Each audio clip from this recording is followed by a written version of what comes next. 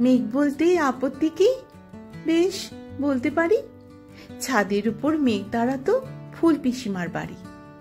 গ্রীষ্ম ছুটি চলছে তখন। তখন মানে কবে? আমার যদি 14, মেঘের 16-17 হবে।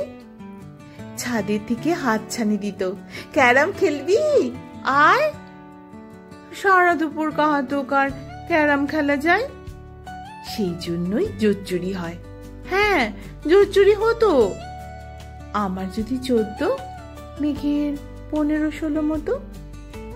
ঘুরিয়ে দিতে জানতো খেলা, শক্ত ঘুটি পেলে জায়গা মতো সরিয়ে নিত আঙুল দিয়ে ঠেলে।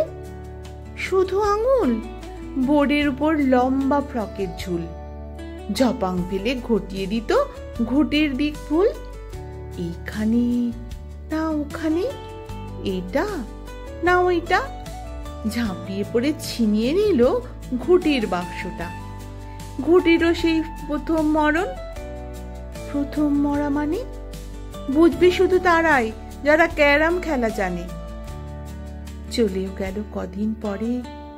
মেঘ যেমন যায়, কাঠ ফাটা রোদ দাঁড়িয়ে পড়ল মেঘের জায়গায়। খেলা শেখাও, খেলা শেখাও।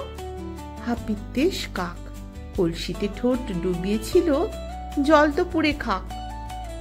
খাক হওয়া সেই কলসি আবার পরের বছর জলে ভরলো কেমন তোমায়? ধ্যাত, এসব কথা কেউ বলে? আত্মীয় হয়, আত্মীয় হয়, আত্মীয় না ছাই।